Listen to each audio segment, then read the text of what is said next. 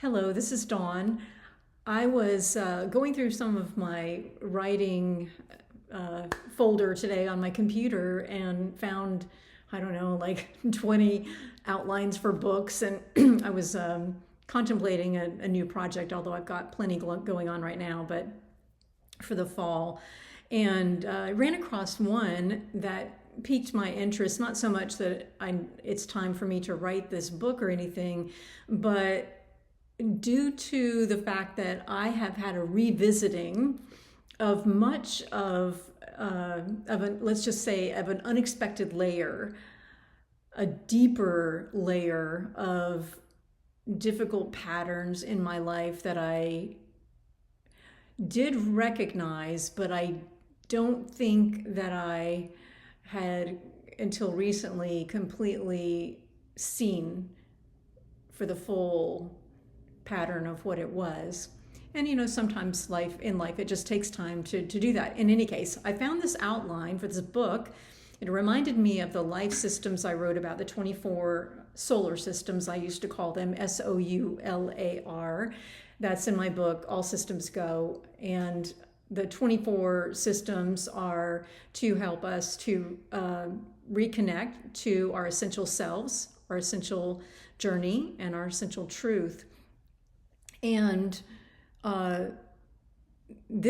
what I found was for a book I was going to call Rising from the Wreckage, 8 Sacred Pillars to Reclaim Your Personal Power. And then, I don't know, probably a different subtitle. But in any case, that's the idea of it.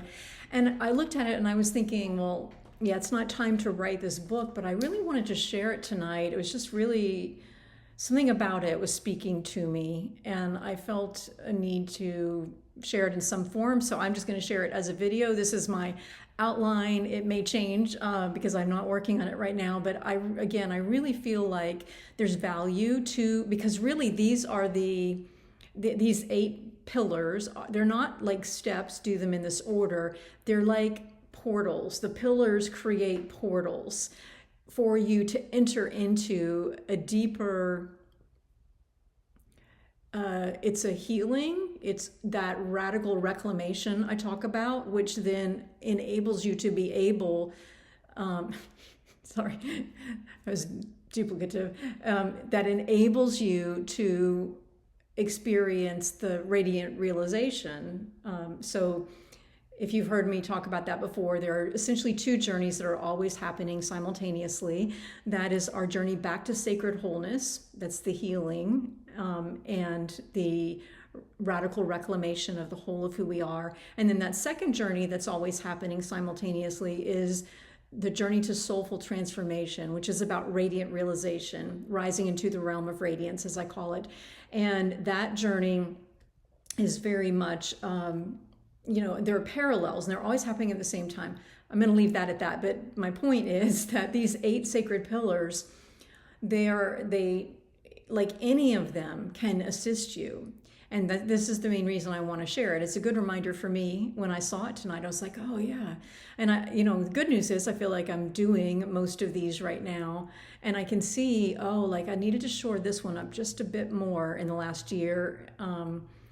And I've been able to adjust and navigate. And these are the things that I have done my entire life. I mean, my entire life, literally. Some of them beginning when I was a child and enduring some traumatic events, and then all the other normal stuff that people deal with and not so normal. But anyway, here it is. Rising from the Wreckage, 8 Sacred Pillars to Reclaim Your Power. And then I had 3 bullet points, which is kind of the general themes are about finding the strength you think you lack, healing wounds from core relationships, and then I didn't finish this thought, but the idea of beginning again. In other words, we are always embracing the journey and the new, but while honoring what has been and what is, and always operating from the moment of the present. So the 8 pillars are: number 1, stop feeding the monster. Reclaim your power and remove your energy. Number 2, lean into the pain. Feel it to heal it. And this is a place where my vision of that chapter, if you will, if I were to write the book, there would be a lot of ways to, feel it to heal it, to include tapping some of the emotions that in our society are discouraged, such as sadness and grief, really going there, such as anger, and even, rage, that is, when used correctly, can lead us, when channeled correctly, I guess is the best way to say that, can lead us into a deeper healing.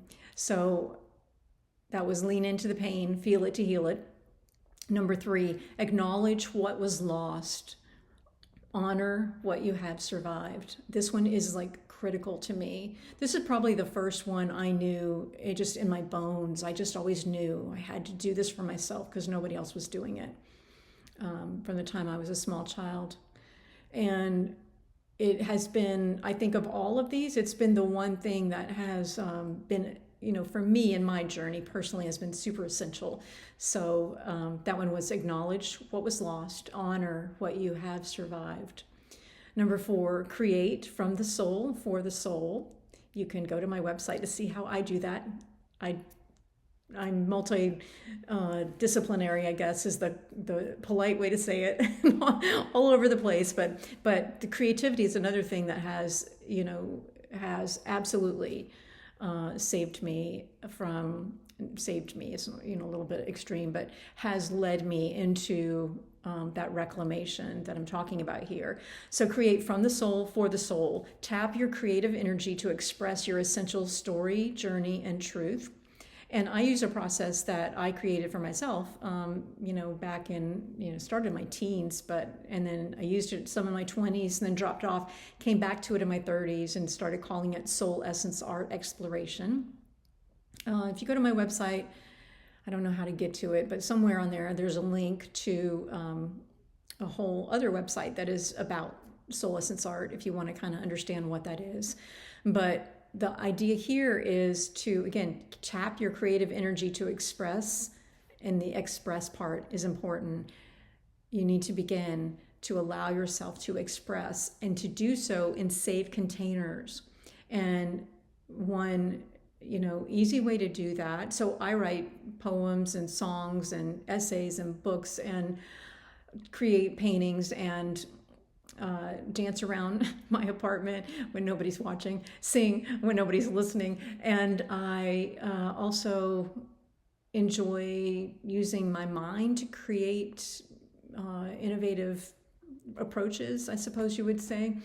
So there are lots of ways to be creative. It can be, dance, it can be a hobby you have, but tapping the energy that is within you and bringing it forth, really nurturing that, I think is key. Number 5, be at home within your heart. Cultivate self-trust day by day. Number 6, build better boundaries. There's some kind of commercial I always think of. It's like a car commercial. Is it Ford? I don't know. But anyway, build better boundaries.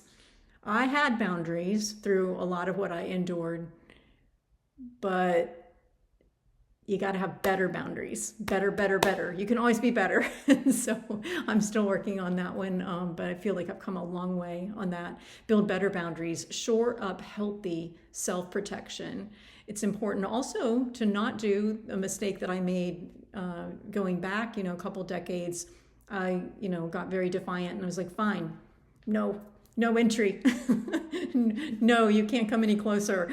Like, not even just serious relationships, even friends, I would be like, and that's not healthy, because we need to be able to find that balance. Now, it is sometimes necessary in the immediacy of something, but the idea here is to continue to, at the pace that's proper for you, with the support you need. If you need to be working with a therapist or a coach or something, then by all means do that, or a physician, whatever will support you. But in terms of when you start to rebuild your life, always be building better boundaries.